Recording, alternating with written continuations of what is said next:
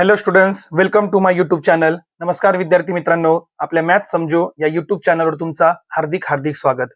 आपण पाहत आहोत इयत्ता 4थी स्कॉलरशिप म्हणजेच प्राथमिक शिष्यवृत्ती परीक्षा पेपर 1 गणित या भागातील घटक.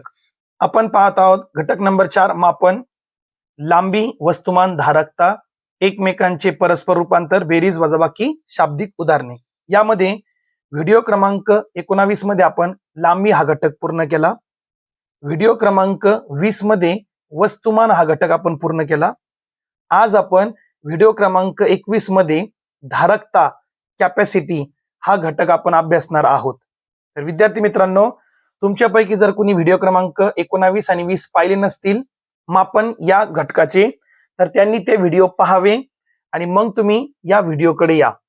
मग आजच्या व्हिडिओमध्ये आपण धारकता म्हणजे काय, धारकताचे प्रमाणित एकक काय असतात, लिटर व मिलीलिटर काय असतात, लिटरचे मिलीलिटर मध्ये रूपांतर कसे करायचे किंवा मिलीलिटरचे लिटर मध्ये रूपांतर कसे करायचे, मोठ्या एककाचे लहान एककात रूपांतर कसे करायचे व या घटकावर आधारित प्रश्न कसे सोडवायचे, काय ट्रिक वापरायची, कोणते प्रश्न कशा प्रकारे येऊ शकतात एक्झाम मध्ये, या सर्व घटकांचा अभ्यास आपण आजच्या व्हिडिओ मध्ये करणार आहोत. तर व्हिडिओला तुम्ही शेवटपर्यंत नक्की पहा. आपण हा घटक शिकणार आणि यावर असलेला स्वाध्याय 15.3 आपण सोडवणार आहोत. व्हिडिओ जर आवडला तर व्हिडिओला लाईक करा, शेअर करा आणि कमेंट नक्की करा. तुम्ही मला सबस्क्राईब, अजून बरेचशा विद्यार्थ्यांनी माझ्या चॅनलला सबस्क्राईब केलेलं नाहीये, तर तुम्हाला एक रिक्वेस्ट आहे की चॅनलला सबस्क्राईब करा, जेणेकरून मला पण तुमचा खूप मोठा सपोर्ट होईल. चला मग आपण आजचा भाग सुरू करूया.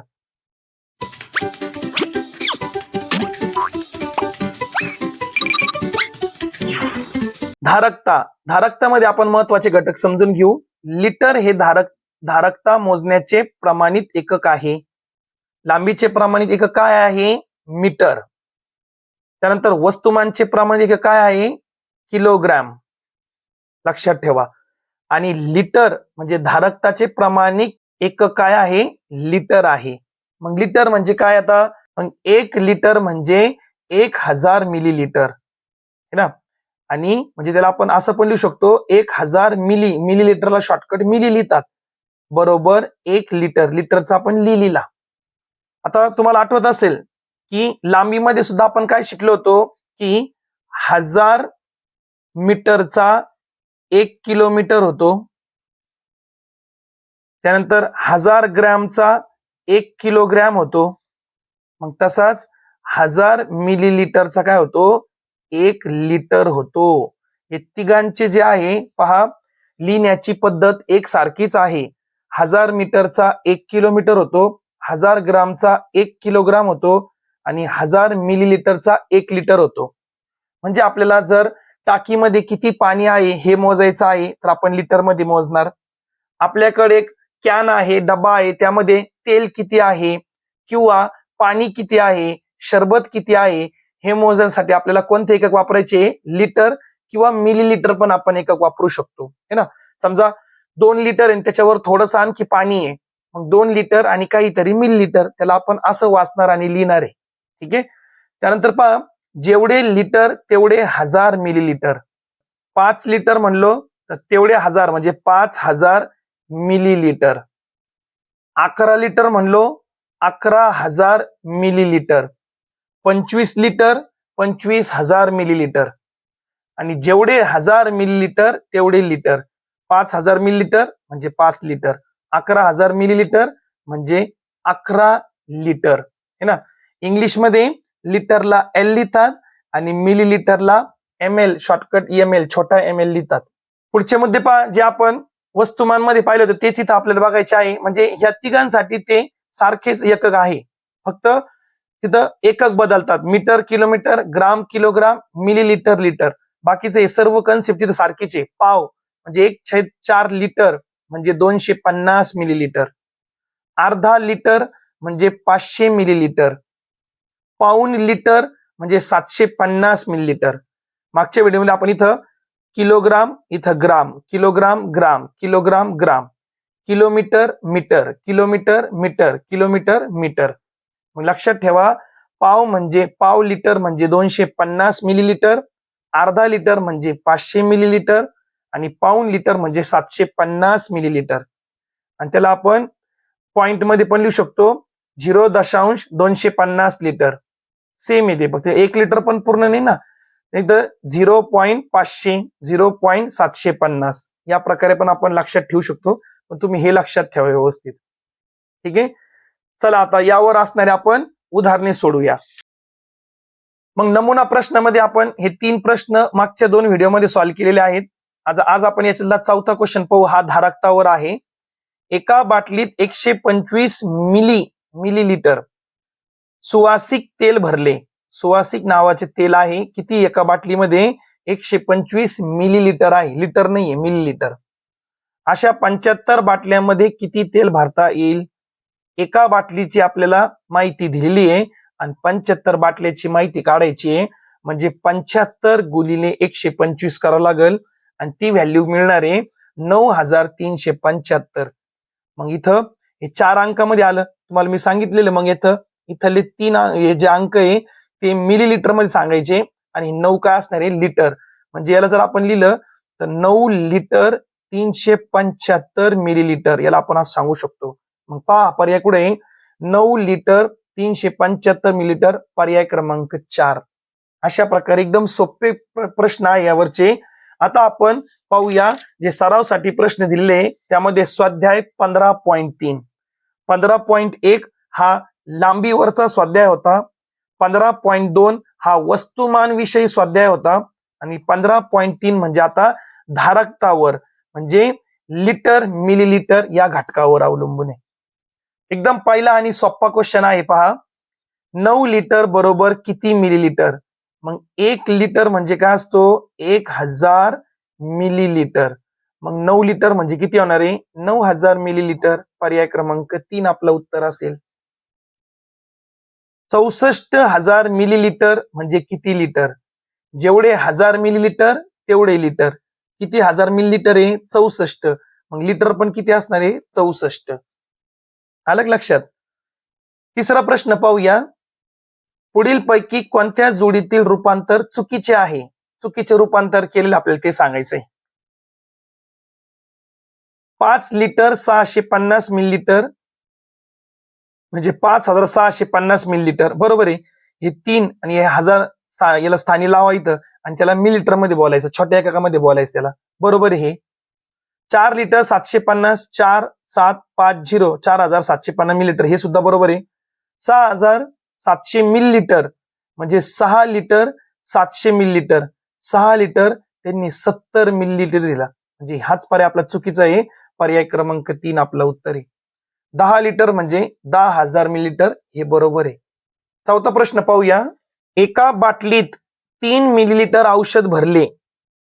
एका बाटलीमध्ये 3 मिलीलिटर औषध भरले तर 1.5 लिटर औषधे भरण्यासाठी किती बाटल्या लागतील? मग इथं विद्यार्थी मित्रांनो हे 3 मिलीलिटर मध्ये दिलेलं आहे आणि हा आपल्याला काय दिलेली तर 1.5 लिटर दिलेलं आहे. मग 1.5 लिटरला अगोदर आपण मिलीलिटर मध्ये कन्वर्ट करू. मग 1.5 लिटर 1.5 लिटर म्हणजे किती असतो? 1 लिटर अधिक अर्धा लिटर.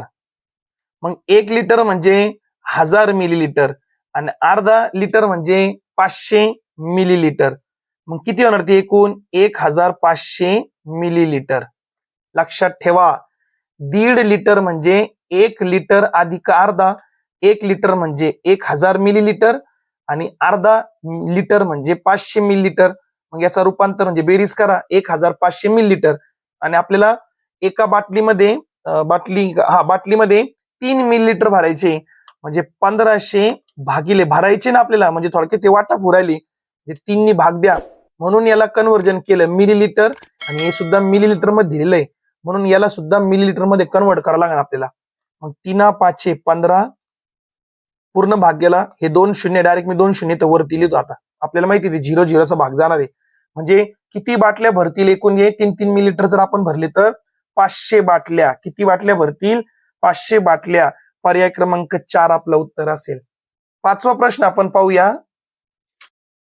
शाब्दिक उदाहरणे विद्यार्थी मित्रांनो व्यवस्थित लक्ष द्या तुम्ही. पौष्टिक आहार योजनेअंतर्गत प्रत्येक विद्यार्थ्याला 200 मिलीलिटर दूध दिले जाते. 200 मिलीलिटर वर्गात 40 विद्यार्थी असल्यास त्यांना देण्यासाठी किती लिटर दूध लागेल? लिटर मध्ये उत्तर विचारलं आणि एकेका मुलाला 200 मिलीलिटर दूध दिले जातं आणि किती विद्यार्थी? एकूण 40. मग एकाची माहिती दिलेली आहे आणि 40 ची माहिती विचारली म्हणजे आपण काय करणार? गुणाकार. तोंडी पण आपण सोडू शकतो. 4 दुने 8 आणि वरचे 3 शून्य म्हणजे 8000 मिलीलिटर आणि 8000 मिलीलिटर म्हणजे 8 लिटर. पण मी तुम्हाला ते सोडून दाखवतो. एक विद्यार्थ्याला 200 मिलीलिटर. किती विद्यार्थी वर्गात? 40. आता हे 4 दुने 8, 1 2 3 3 शून्य, शॉर्टकट आहे गुणाकाराचे शून्य असल्यावर. उत्तर आलं मिलीलिटर मध्ये 8000 मिलीलिटर. पण पर्यायमध्ये 8000 मिलीलिटर आहे का? नाही. मग जेवढे 1000 मिलीलिटर तेवढे काय असतात? लिटर असतात. मग 8000 मिलीलिटर म्हणजे 8 लिटर झालं दूध. म्हणजे पर्याय क्रमांक 2 आपलं उत्तर असेल. 6वा प्रश्न पहा. एका दूध केंद्रात गायीचे 805 लिटर व म्हशीचे 915 लिटर दूध जमा झाले. दोन प्रकारचे दूध आले, गायीचे आणि म्हशीचे. 805 आणि 915 जमा झाले. त्यातील 1575 लिटर दूध विकले गेले. म्हणजे दोघांची बेरीज करावं लागेल ना, तितके ते एकूण दूध झालं. त्यापैकी 1575 दूध विकले गेले म्हणजे काही शिल्लक राहिले असेल, तर त्या केंद्रात किती दूध शिल्लक राहिले? म्हणजे सिंपल आपण काय करणार? ह्या दोघांची बेरीज करणार म्हणजे ते आपल्याला एकूण गायीचे आणि म्हशीचे दूध मिळेल. 805 आणि 915. 805 अधिक 915. 5 आणि 5 10, 0 हातचाला 1, 1 आणि 1 2 आणि हे 17. म्हणजे एकूण किती दूध तिथं केंद्रामध्ये येत असेल? दूध केंद्रामध्ये 1720. त्यापैकी 1575 दूध विकले गेले. 1575 दूध विकले गेले म्हणजे आपल्याला वजाबाकी करावं लागेल. विकले गेले म्हणजे ते कॅन्सल होते, कट होती ना तेवढे. मग पहा, 0तून 5 जात नाही म्हणजे हे 10 होणार आणि हे 1 होणार. 10तून 5 गेले 5, 1तून 7 जात नाही हे 11 होणार, हे 6 होणार. 11तून 7 गेले किती येणार आहे? 4. त्यानंतर हे किती? 6 या. 6तून 5 गेल्यावर 1, 100 आणि 1तून 1 गेलं 0, 0 आपण घेत नाही. म्हणजे किती दूध शिल्लक राहणार आहे दूध केंद्रामध्ये? 145 लिटर. लिटर मध्ये इन्फॉर्मेशन दिली आहे. 145 लिटर. पर्याय क्रमांक 2 आपलं उत्तर असेल. सोपं विद्यार्थी मित्रांनो. 7वा प्रश्न आपण पाहू. 4.5 लिटर अधिक 2.5 लिटर बरोबर किती लिटर? 4.5 लिटर अधिक 2.5 लिटर. 4.5 लिटर. 4.5 लिटर म्हणजे 4 लिटर 750 मिलीलिटर. मग आपण याला टेबलच्या फॉर्मॅटमध्ये पण सोडू शकतो. Litre millilitre. 4 लिटर 750 मिलीलिटर म्हणजे 4.5 झालंय. आणि त्याची बेरीज करायची आहे 2.5 लिटर. 2.5 म्हणजे 2 लिटर 500 मिलीलिटर. 2 अधिक 500, 2 लिटर 500 मिलीलिटर. हवं तर तुम्ही असं पण करू शकतात. 4750 मिलीलिटर आणि 2500 मिलीलिटर म्हणजे तेच झालंय 4.5 आणि 2.5 झालंय. पण टेबल मेथड आपली छान असते, समजतं पण क्लिअरली याच्यामध्ये आपल्याला. मग पहा आता 0 0 5 अधिक 0 5, 7 आणि 5 12. 12चे इथं 2 घ्या, हातचा 1 घ्या इथं. 4 आणि 2 6, 6 आणि 7 म्हणजे किती झाले? 7 लिटर 250 मिलीलिटर. असा पर्याय आहे का? पहा, नाहीये. अशा प्रकारे पर्याय दिलेले आहे. मग तुम्हाला माहिती 250 म्हणजे सव्वा असतो की नाही, है ना? मग हे किती आहे? 7 म्हणजे 7.25 लिटर. किती होणार ते? 7.25 लिटर. पर्याय क्रमांक 7.25 कुठे पहा बरं? 7.25. पर्याय क्रमांक 3 उत्तर असेल. 8वा प्रश्न पहा. मोठे मोठे प्रश्न दिसतात पण समजून घेतले की ते आपल्याला कळतं आणि कळलं म्हणजे आपण ते लगेच सोडू शकतो. तुम्ही जितकी प्रॅक्टिस करणार तितकी तुम्ही म्हणजे पटपट एक्झाम्पल सॉल्व्ह करणार आहे. तेलाच्या टाकीतून सेकंदाला 10 मिलीलिटर प्रमाणे ग्राहकाच्या भांड्यात तेल सतत भरले जात होते.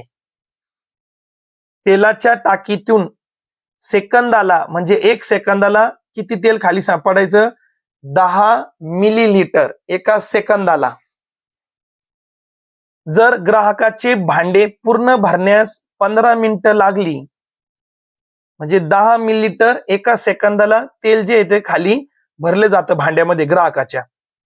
आता तो जो भांडा आणलेले ग्राहकांनी तो पूर्ण भरण्यासाठी 15 मिनिटं कालावधी लागला. 10 मिलीलिटर प्रति सेकंद, 10 मिलीलिटर एका सेकंदाला, 10 मिलीलिटर एका सेकंदाला. तर त्या भांड्याची धारकता किती, कॅपॅसिटी किती असेल, म्हणजे ते भांड्यामध्ये किती तेल बसणार आहे एकूण. हा प्रश्न कसं सोडवणार पहा. पहा, एका सेकंदाला किती तेल भरलं जातं बरं? एका सेकंदाला 10 मिलीग्राम, 10 मिलीलिटर एका सेकंदाला.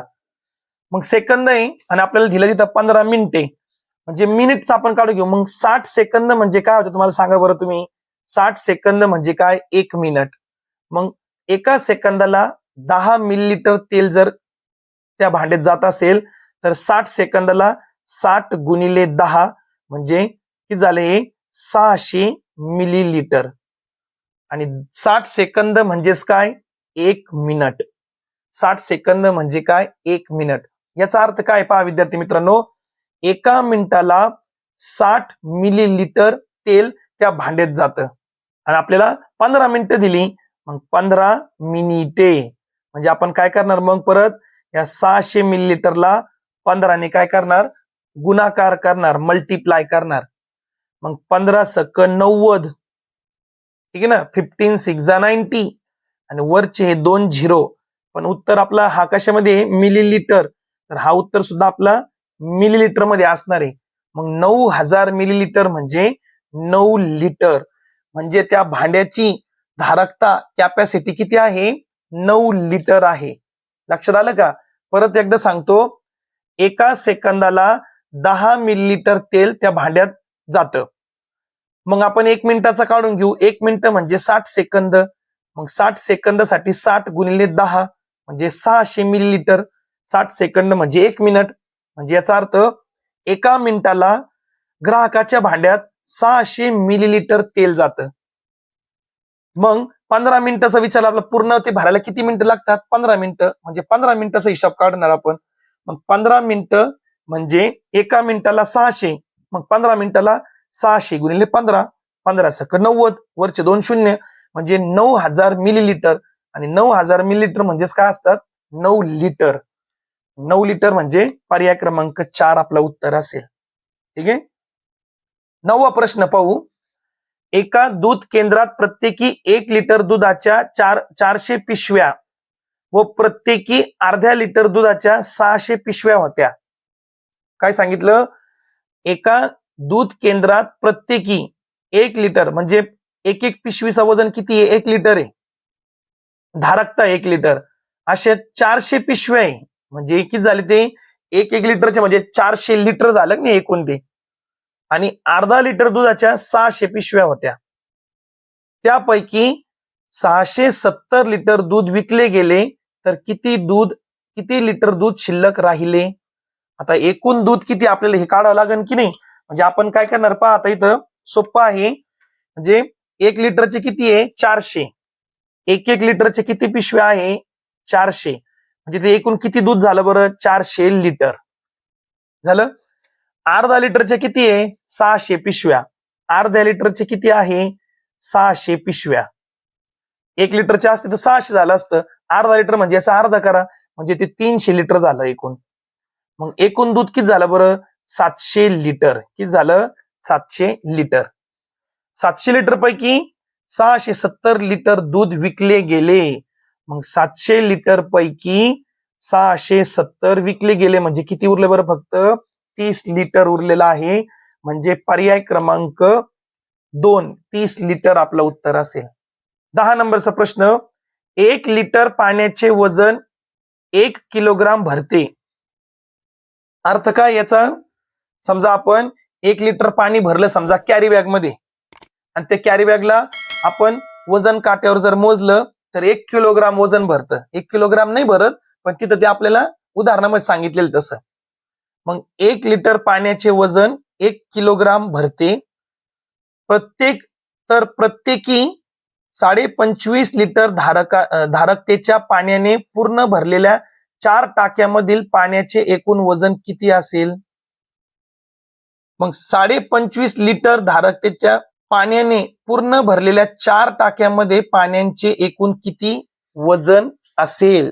मग आता 25.5 लिटर 25.5 लिटर म्हणजे 25.5 किलोग्राम होणार, बरोबर आहे की नाही. 25.5 लिटर म्हणजे 25.5